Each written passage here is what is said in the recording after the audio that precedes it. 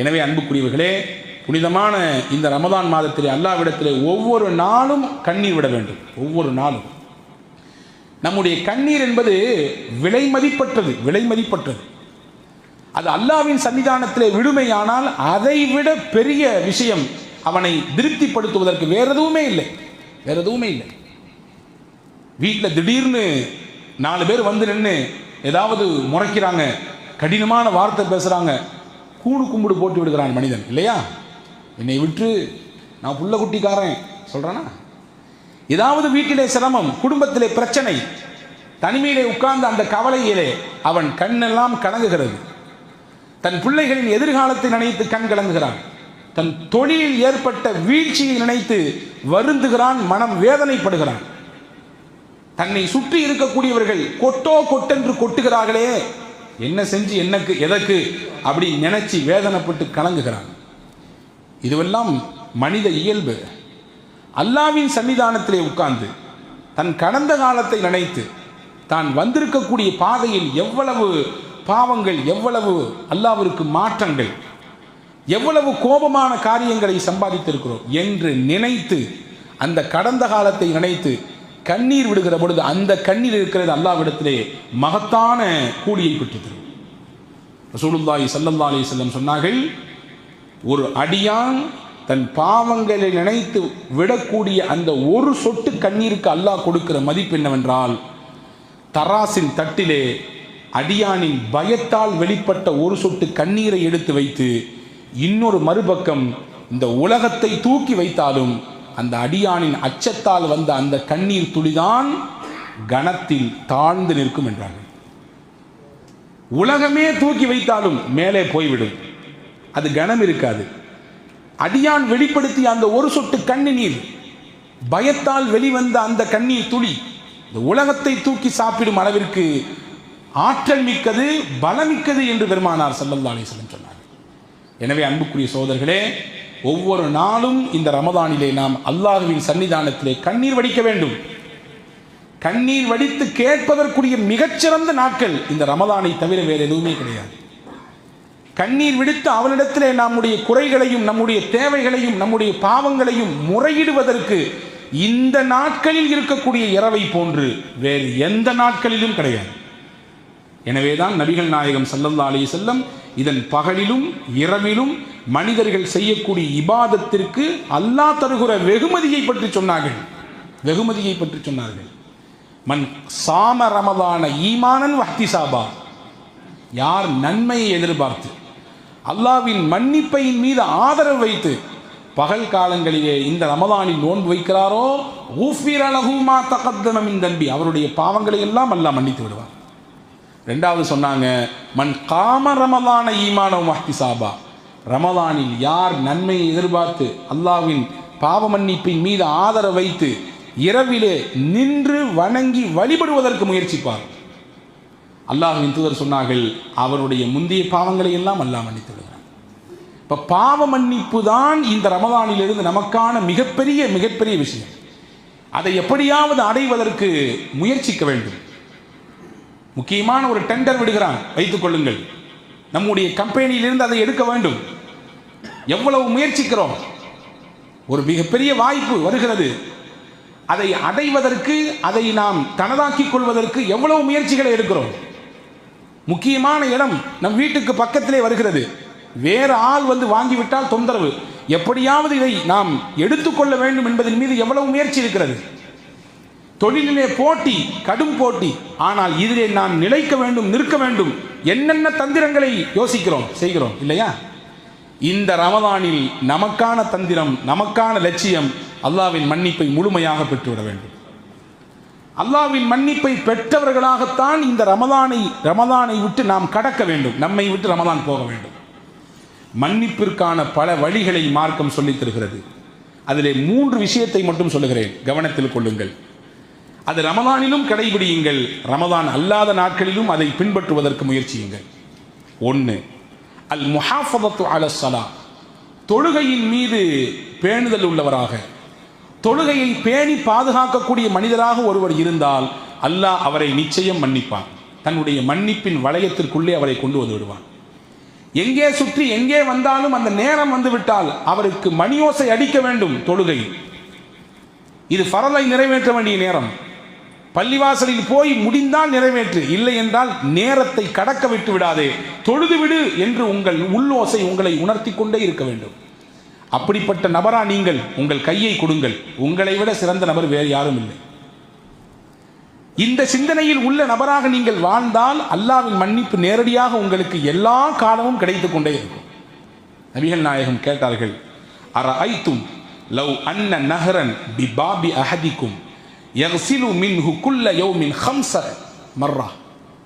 உங்கள் வீட்டுக்கு பக்கத்திலே ஒரு பெரிய ஆறு ஓடுகிறது, அதிலே நீங்கள் ஒரு நாளைக்கு 5 தடவை குளிக்கிறீர்கள். சொல்லிட்டு கேட்டாங்க, ஹல் யப்கா மின் தர்னிஹி ஷையா, அவர் உடலிலே ஏதாவது அசுத்தம் இருக்குமா, அழுக்கு இருக்குமா? ஒரு நாளைக்கு ஒரு தடவை குளிச்சாலே நீட்டாக இருப்பலாம், ஆனால் 5 தடவை குளிக்கிறார், ஏதாவது இருக்குமா அவர் உடம்பிலே? சஹாபாக்கள் சொன்னார்கள், நிச்சயம் இருக்காது யார் ரசூலல்லாஹ். ஃபதாலிக மிஸ்லு ஸலாத்தில் ஹம்ஸ் யம்ஹுல்லாஹ பிஹின் அல் ஹதாயா. இப்படித்தான் ஒரு மனிதர் ஒரு நாளைக்கு 5 முறை தொழுது விட்டால் அவர் பாவங்கள் எல்லாம் அவரை விட்டு உருண்டு ஓடிவிடும். எப்படி 5 முறை குளித்தால் உடலிலே அசுத்தமோ அழுக்கோ நாற்றமோ இருக்காதோ, அப்படித்தான் ஒரு நாளைக்கு ஒருவர் 5 தடவை தொழுது விட்டால் அவர் பாவங்கள் அவர் உடலிலோ அவருடைய இன்ன பிற பாகங்களிலோ இருக்காது, அவர் தூய்மையாகி விடுவார் என்றார்கள் பெருமானார் ஸல்லல்லாஹு அலைஹி வஸல்லம். அப்ப பாவங்கள் அழிக்கப்படுவதற்குரிய முதல் காரணம் 5 நேர தொழுகையிலே நாம் கவனம் எடுக்க வேண்டும். ரமதானிலே பள்ளிகள் தோறும் கூட்டம் நிரம்பி வழிகிறது இல்லையா? 5 நேர தொழுகையும் ஜும்மாவை போன்றிருக்கிறது எல்லா பள்ளிகளும். ஏன் ரமதான் போய்விட்டால் மற்ற நாட்களிலே அந்த ஈடுபாடு வரவில்லை? நாம் நமக்கு நாமே கேட்டுக்கொள்ள வேண்டிய கேள்வி இது. எனவே பாவ மன்னிப்பை எதிர்நோக்கி இருக்கக்கூடிய நாம், ரமதானின் மூலமாக மன்னிப்பை அடைந்து விட வேண்டும் என்ற லட்சியத்தில் இருக்கக்கூடிய நாம் அதை தொடர்படியாக மற்ற மாதங்களிலும் பெற வேண்டும் என்றால் 5 கால தொழுகையிலே நீங்கள் நியமமாக பேணுதலாக இருங்கள். உங்களுக்கும் எனக்கும் நான் சேர்த்து சொல்லிக் கொள்கிறேன். 2வது காரணம் இஸ்பாகுல் உது வல் மஷி இலல் மசாஜித். ஒதுவை பரிபூர்ணமாக செய்வது, பள்ளிவாசலுக்கு முடிந்த அளவுக்கு நடந்து வருவது, இது உங்களை அல்லாஹ்விடத்திலே அந்தஸ்தை உயர்த்தி கொடுக்கும், உங்கள் பாவங்களை எல்லாம் போக்கும். அதற்கு ரசூலுல்லாஹ் கேட்டார்கள், அலா அதுல்லுக்கும் அலாமா யம்ஹுல்லாஹு பிஹில் ஹதாயா வ யர்ஃபஉ பிஹி தரஜாத். உங்கள் பாவங்களை எல்லாம் அழிக்கக்கூடிய, உங்கள் அந்தஸ்தை அல்லாஹ்விடத்திலே உயர்த்தி வைக்கக்கூடிய காரியத்தை உங்களுக்கு சொல்லித் தரட்டுமா என்று கேட்டு பெருமானார் ஸல்லல்லாஹு அலைஹி வஸல்லம் சொன்னார்கள், இஸ்பாகுல் உது அலல் மகாரி. மனம் வெறுக்கும் நேரத்திலும் கூட ஒதுவை பரிபூரணமாக செய்யுங்கள். ஒது செய்யக்கூடிய அந்த விதத்திலே பரிபூரணத்தை நீங்கள் கையாளுங்கள். ஒரு தடவை செய்வது ஃபர்து, 3 தடவை செய்வது சுன்னத். ஒவ்வொரு உறுப்புகளையும் கழுவது, அது எல்லா நேரத்திலும் அதை மிகச்சிறப்பாக கடைபிடியுங்கள். 1. அடுத்து சொன்னாங்க வக்கஸ்ரத்துல் ஹுதா இலல் மசாஜித். பள்ளிவாசலுக்கு சில எட்டுக்கள் எடுத்து வைத்து நடந்து வாருங்கள். சில எட்டுக்கள். காரணம், நீங்கள் ஒவ்வொரு எட்டை எடுத்து வைக்கும் பொழுதும் ஒரு பாவம் அளிக்கப்படுகிறது, ஒரு அந்தஸ்தை அல்லாஹ் உங்களுக்கு உயர்த்துகிறான். உங்களுக்கான தரஜா அல்லாஹ்விடத்திலே உயர்ந்து போய்கொண்டே இருக்கும். அடுத்து சொன்னாங்க வன்திபாரு ஸலாத்தி பஅத ஸலா. ஒரு தொழுகைக்கு பிறகு இன்னொரு தொழுகையை எதிர்பார்த்து காத்திருங்கள். ஒரு தொழுகைக்கு பிறகு இன்னொரு தொழுகை எதிர்பாருங்கன்னா கரெக்டாக தக்பீர் கட்டின உடனே வர்றதை தவிர்த்துட்டு முடிந்த அளவுக்கு கொஞ்சம் முன்னாடி வந்து சுன்னத்தை தொழுதுட்டு அடுத்த ஃபரதுக்காண்டி எதிர்பாருங்கன்னு அர்த்தம். இப்போ இந்த 3மே உங்கள் பாவங்களை அழித்துவிடும், உங்களை அந்தஸ்தை அல்லாஹ்விடத்திலே உயர்த்தி காட்டும். இப்போ பாவ மன்னிப்புக்கு எளிமையாக நம் வாழ்நாள் முழுக்க பின்பற்றுவதற்குரிய வழியை பெருமானார் ஸல்லல்லாஹு அலைஹி வஸல்லம் இதன் மூலமாக காட்டுகிறார்கள். 2. 3வது பாவ மன்னிப்பை முழுமையாக பெறுவதற்குரிய வழிகளில் 3வது அல்லாஹ் அல் குர்ஆனிலே சூரா யாசீனிலே சொன்னான், இன்னமா துன்சிரு மனித்தபஅ ذிக்ர வ ஹஷியர் ரஹ்மான பில் கைப் ஃபபஷ்ஷிர்ஹு பிமக்ஃபிரத்தின் வஅஜ்ரின் கரீம். நபியே, நீங்கள் யாருக்கு அச்சமூட்டி எச்சரிக்கை செய்ய வேண்டும் என்றால், நம்முடைய உபதேசங்களை யார் பின்பற்றுகிறார்களோ 1. 2வது வஹஷியர் ரஹ்மான பில் கைப், மக்களின் பார்வையை விட்டு ஒதுங்கி தனிமையில் இருக்கிற பொழுதும் ரஹ்மானை யார் பயப்படுகிறார்களோ. எல்லாரும் இருக்கும் பொழுது நம்ம இந்த காரியத்தை செஞ்சால் நம்மளை எப்படி பார்ப்பாங்க, ஐயோ வித்தியாசமாக பார்ப்பாங்களே அப்படின்னு நினச்சி ஒரு விஷயத்தை விடுறது, பாவத்தை செய்யாமல் இருக்கிறது வேற. யாருமே இல்லாம தனி அறையில் இருக்கிற பொழுதும், பாவத்தின் எல்லா வாசல்கள் திறந்திருக்கிற நேரத்திலும், யாருடைய கண்களுக்கும் அகப்படாத இடத்தில் இருக்கிற பொழுது, எல்லா பாவத்தின் அலைபோசைகள் உங்கள் இடத்திலே வந்த நேரத்திலும் அல்லாஹ் இருக்கிறான்றதுக்காக வேண்டி ஒரு பாவத்தை தவிர்ந்தால், ஹஸரத் ரசூலுல்லாஹ் சொன்னாங்க, அல்லாஹ் சொன்னா ஃபபஷ்ஷிர்ஹு பிமக்ஃபிரத்தின் வஅஜ்ரின் கரீம். நபியே, அவருக்கு நீங்கள் சுப செய்தி சொல்லுங்கள். அல்லாஹ்விடத்திலிருந்து மகத்தான மன்னிப்பு அவருக்கு இருக்கிறது. வஅஜ்ரின் கரீம், சங்கையான கூலி அவருக்கு நாளை மறுமையிலே காத்திருக்கிறது என்றான் அல்லாஹ். அன்புக்குரியவர்களே, பாவத்தை தவிர வேண்டும். அது வெளிப்படையான பாவமானாலும் சரிதான், அந்தரமான பாவமானாலும் சரிதான், எல்லாரும் சேர்ந்திருக்கிற பொழுதாக இருந்தாலும் சரிதான். குறிப்பாக நம் தனிமையில் இருக்கிற பொழுது நம்மை தூண்டக்கூடிய சில பாவங்கள், நம் மன இச்சைகள் நம்மை அப்படி தட்டி எழுப்பக்கூடிய சில பாவங்கள், இதையெல்லாம் மனிதன் விடுகிற பொழுது அல்லாஹ்வின் மன்னிப்பிற்கு அவன் தகுதி உள்ளவனாக மாறுவான். தனிமை ஒரு மனிதனை ஆக உயரத்துக்கு உயர்த்தவும் செய்யும். அதே தனிமைதான் அதை பயன்படுத்த தவறினால் அவனை அதல பாதாளத்தில் கொண்டு தள்ளிவிடும். தனிமைதான் யாத்திகாஃப். அந்த யாத்திகாஃபிலிருந்து மனிதர்கள் அல்லாஹ்வை துதித்து வணங்கி அவனின் பக்கம் நெருங்குவதற்கு வாய்ப்பு இருக்கிறது. எத்தனையோ நபிமார்கள் தனித்திருந்தார்கள். தனித்திருந்து அல்லாஹ்வை திக்ர் செய்ததற்கு பிறகுதான் நுபுவத் என்ற பேரொளியை பெறுகிற அளவிற்கு ஆற்றல் பெற்றார்கள், வரலாற்றிலே பார்க்கிறோம். ஆனால் அதே தனிமைதான், அதை பயன்படுத்த தவறினால் பல விளைவுகளை, பல்வேறு சறுக்கல்களை வாழ்க்கையிலே சந்திக்க நேரிடும். உமர் இப்னு அப்துல் அசீஸ் ரஹிமஹுல்லா, உங்களுக்கு எல்லாம் தெரியலாம், இரண்டாவது ஜனாதிபதி என்று வரலாற்றிலே சிறப்பு பெயர் பெற்றவர்கள். அவர்கள் பற்றி வரலாற்றில் எழுதுகிறாங்க, உமர் ரலியல்லாஹு அன்ஹு என்ன தன்மனா இருந்துச்சோ அப்படியே அச்சு அசலா அவர்கிட்ட இருந்துச்சாமா. நீதத்தின் உறைவிடம் அவர் எளிமையின் மறு உருவம் உமர் இப்னு அப்துல் அசீஸ். சொல்ல போனால் வரலாற்றில் எப்படி இருந்தாங்க, 4 ஹுலஃபா உர் ராஷிதீன்கள் இருந்தாங்க, 5வது ஹுலஃபா உர் ராஷிதீன் உமர் இப்னு அப்துல் அசீஸ் இருந்தாங்க. அவ்வளவு சிறப்பான ஆட்சியை கொடுத்தவர். இந்த சிந்தனையும் இந்த தார்மீக பொறுப்பும் அவருக்கு எப்படி கிடைத்தது? வேற எப்படியும் கிடைக்கல, அவங்களுடைய சந்ததி, அவங்களுடைய முன்னோர்கள் வழியாக அப்படியே அவருக்கு கிடைத்தது. வரலாற்றில் எழுதுகிறார்கள், உமர் ரலியல்லாஹு அன்ஹு அவருடைய ஹிலாஃபத்தின் காலத்திலே இரவிலே ரோந்து போகிறார்கள், ஊரை அப்படியே கண்காணிக்க. போகிற இடத்திலே ஒரு வீட்டிலே உள்ளே இருந்து சத்தம் கேட்கிறது.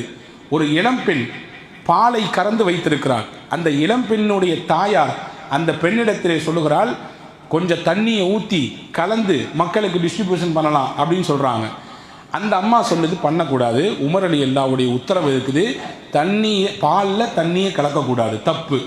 அந்த அம்மா சொல்லிச்சாமா, உமர் என்ன ஹலீஃபா நம்ம வீட்டில் திறந்து போட்டால் பார்த்துட்டு இருக்கிறாரு, வீட்டின் முகட்டை திறந்தா பார்த்துருக்கிறார், அவருடைய உத்தரவு இருக்கட்டும், நீ கலக்கிறத கலை அப்படின்னு சொல்லி அம்மா சொல்ல, அந்த இளம்பெண் சொன்னது, உமர் பார்க்கல, உமரையும் உன்னையும் என்னையும் படைத்த அல்லாஹ் பார்க்கிறானே, உமர் பார்க்காட்டால் என்ன, அல்லாஹ் பார்க்கிறான், எனவே இந்த தப்பை செய்யக்கூடாது. இந்த பேச்சுவார்த்தை உமர் ரலியல்லாஹுவின் காதில் பட்டது, வேற ஒன்றுமே சொல்லவில்லை. அந்த இடத்தை விட்டு கடந்து போய்விட்டார்கள். வீட்டுக்கு போய் தன்னுடைய மகனை கூப்பிட்டாங்க. அவங்க பேர் ஆசிம் பின் உமர். ஆசிம் ரலியல்லாஹுவை அழைத்து சொன்னார்கள், உனக்கு நான் ஒரு பெண் பார்த்திருக்கிறேன். அந்த பெண்ணினுடைய தன்மை இப்படியானது, அல்லாஹ்வை எல்லா நேரத்திலும் பயப்படக்கூடியது, குறிப்பாக தனிமையில் அந்த பெண் அல்லாஹ்வை அஞ்சுகிறாள். இதை விட வேற என்ன வேணும் பெண் பார்ப்பதற்கு தகுதி? இந்த தகுதியை வைத்து நான் உனக்கு பெண் பார்த்திருக்கிறேன், முடித்துக் கொள்கிறாயா? தாராளமாக முடிச்சுக்கிறேன் நான். ஆசிம் அந்த பெண்மணியை நிக்காஹ் செய்தார். இந்த இருவருக்கும் ஒரு பெண் குழந்தை பிறந்தது. அந்த பெண் குழந்தையை அப்துல் அசீஸ் பின் மர்வான் இப்னு ஹக்கம், மர்வான் இப்னு ஹக்கம் என்று சொல்லக்கூடிய உமையாக்களின் மிகப்பெரிய ஆட்சியாளர்களில் ஒருவர், அவருடைய மகன் அப்துல் அசீஸ் ஆசிமுக்கு பிறந்த அந்த பெண் குழந்தையை திருமணம் செய்தார். இந்த தம்பதிகளுக்கு பிறந்தவர் தான் உமர் இப்னு அப்துல் அசீஸ். எங்கிருந்து உமர் இப்னு அப்துல் அசீஸுக்கு இந்த சிந்தனை வந்தது? நீதமாக இருக்க வேண்டும் என்ற பக்குவம் வந்தது, அல்லாஹ் பார்க்கிறான் என்கின்ற உணர்வோடு வாழ வேண்டும் என்கின்ற தன்மை பிறந்தது. அவங்க அம்மா வழியாக வந்தது, அவர்களுடைய மூதாதையர்களின் வழியாக வந்தது. எனவே அன்புக்குரிய சகோதரர்களே, இங்கே சொல்ல வரக்கூடிய செய்தி என்னவென்றால், அல்லாஹ் பார்க்கிறான் என்ற உணர்வு நம் தனிமையில் இருக்க, குறிப்பாக தனிமையில் இருக்க வேண்டும், எல்லா நேரத்திலும் இருக்க வேண்டும். அப்படி இருக்குமையானால் மனிதன் பாவத்தை விட்டு தவிர்ந்து வாழுவான்.